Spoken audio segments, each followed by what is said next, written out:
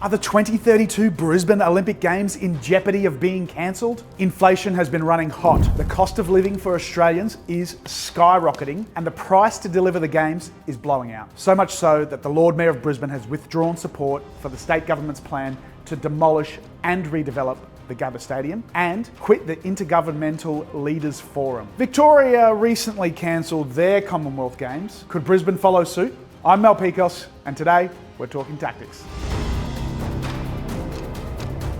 While I couldn't find any specific study or research stating this, it seems to me that there are three distinct stages of being an Olympic host city. The first stage is when the city is bidding to become the host city and excitement rises. Could Brisbane join the ranks of other Olympic cities around the world? The tension builds and then this stage ends with the announcement and excitement explodes. The Games of the 35th Olympiad are awarded to Brisbane, Australia.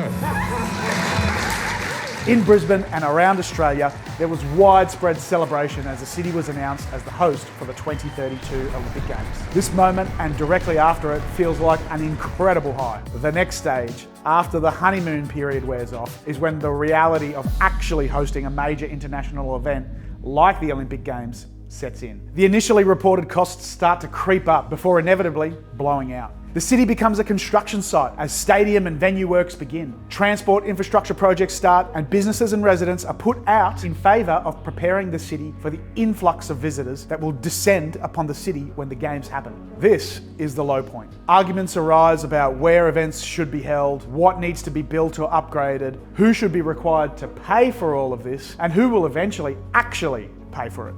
And then as the Games slowly get closer, excitement tends to build again. Construction projects get finished, the inconvenience of all the preparations go away, and the Games begin and the city is back on a high, arguably even bigger than when the host city was first announced. In short, there is a high when you win, the reality of delivering the Games sets in and morale is low, and then we need to pull together to actually deliver the event and get back on a high. Unfortunately, it feels like we are in the low morale period right now. The Olympics and the Paralympics are such a great opportunity. Everyone agrees that this can be an amazing thing if we get it right, but you've got to have confidence in the decision-making process. And so the reality is what's happened in recent times caused me to lose confidence that the decisions are being made in a way that was transparent, but also in a way that would deliver the best outcomes. Brisbane's Lord Mayor Adrian Schrinner recently quit the Intergovernmental Leaders Forum, a committee that was created to advise Brisbane 2032 Coordination Office, which is overseeing work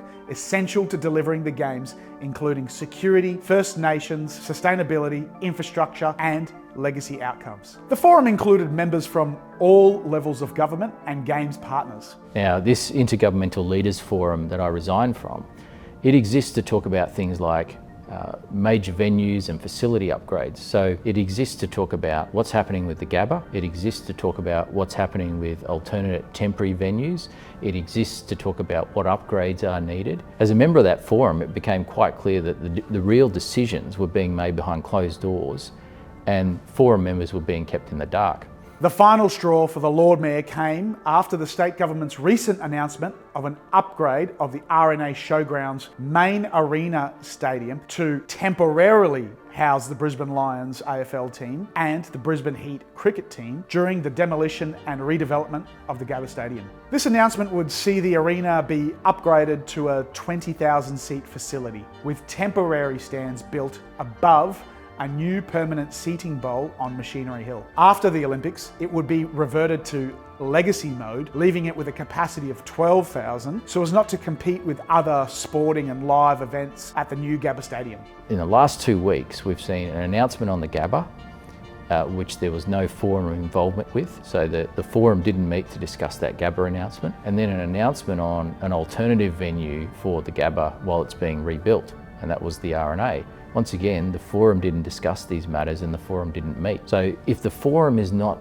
talking about these things, which it exists for, then you can quite clearly see the decision-making process is flawed and it really needs to be a transparent and independent process to get the best outcome. This Gabba RNA proposal wasn't popular with Brisbane Heat captain and Test cricketer Usman Khawaja, who believes that Queensland cricket might not survive. Already struggling with costs to relocate from the Gabba, and now an added cost to help pay for the RNA upgrade. It's a little disappointed to hear what the state government and how the state government are going about it at the moment. We just can't get that kind of funds anyway. I don't know what's going to really happen to Queensland cricket. We could be broke in 3 or 4 years' time. There are numerous venues around Brisbane that are either going to be upgraded or constructed for the games. 2 key venues in my mind are the Brisbane Live Arena and the Gabba Stadium. The Brisbane Live Arena has long been proposed and is currently set to be built above the new Cross River Rail station at Roma Street. It will host the swimming events at the Olympics, and post-games will be transformed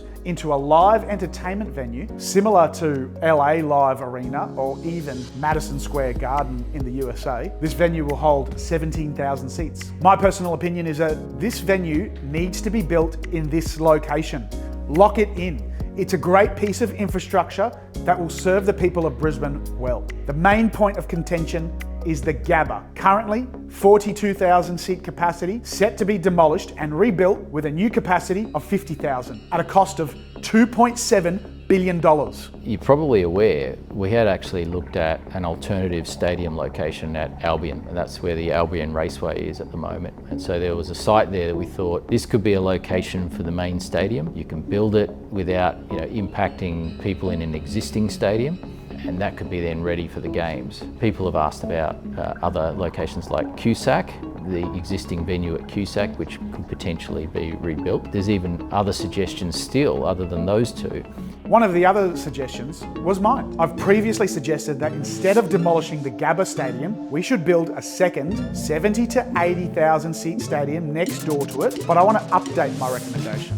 Let's leave the current Gabba Stadium where it is for now, allowing AFL and cricket to continue to operate. That will also leave East Brisbane State School where it is and not force all those students to move. Then let's build a second 70,000 seat stadium above the Cross River Rail station across the road. Once that is complete, the Lions and the Heat, they can move across the road into the new stadium, and then the old Gabba can be demolished. In its place, let's build the Athletes Village. Currently, that's set to be built out at North Shore Hamilton, which is a great location, but it lacks decent public transport and may make it difficult to move athletes to key venues around the city. By building that right in the heart of Wollongabba, we'll have a great Olympic precinct right in the centre of the city where athletes can have easy access to the venues that they need to get to. And after the games, the Athletes Village can be converted into social and affordable housing. Brisbane desperately needs more of this, and the location will be perfectly located, serviced by public transport options, and will be a lasting legacy of the Brisbane Olympic Games. Plus, this 70,000 seat venue will allow us to attract other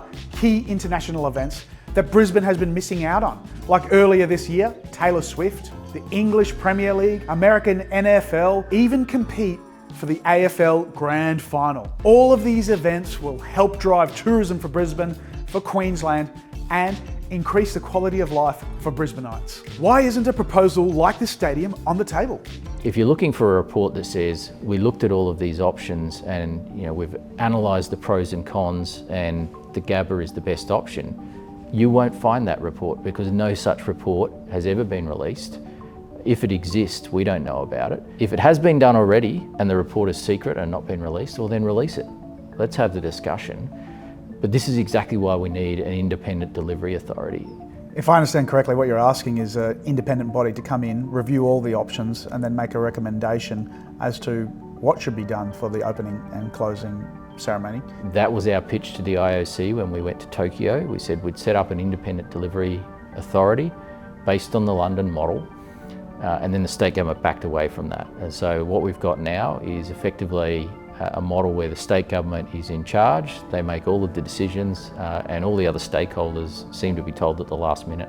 But I think to regain confidence in the system, people need to know that the decisions are being made in an appropriate and proper manner and in a non-political, non-partisan manner as well. And if you can do that, and if you can achieve that, then I think people will have confidence. There is a huge focus on stadiums and the venues that need to be constructed for the games, but another and arguably just as important issue is the transport network that will ferry the influx of athletes, officials, and tourists around our city. The number one reason why we put our hand up for the games in the first place was to get better transport connectivity in Brisbane and then across southeast Queensland. So that includes things like better rail connections, Gold Coast, Brisbane, Sunshine Coast, a rail connection through to Toowoomba, metro services to more parts of Brisbane. These are great opportunities that the Games can help enable, but these are things that we should be talking about more. And the focus has largely been on upgrading or refurbishing stadiums or facilities, but not so much on transport. This is a critical issue, and once again, if we don't talk about it now, we're going to run out of time. Do you think we still have time to make changes? Only just. There's 8.5 years to go, and so that is time, but we can't afford to waste another 6 or 12 months. It's not too late, but if there's, say 12 months more delay during 2024, then we're quickly running out of time. During the post-production of this video, Queensland Premier Annastacia Palaszczuk announced her retirement. Will this add further uncertainty to the Olympics preparations? And will her successor continue on with the current plans or change things up?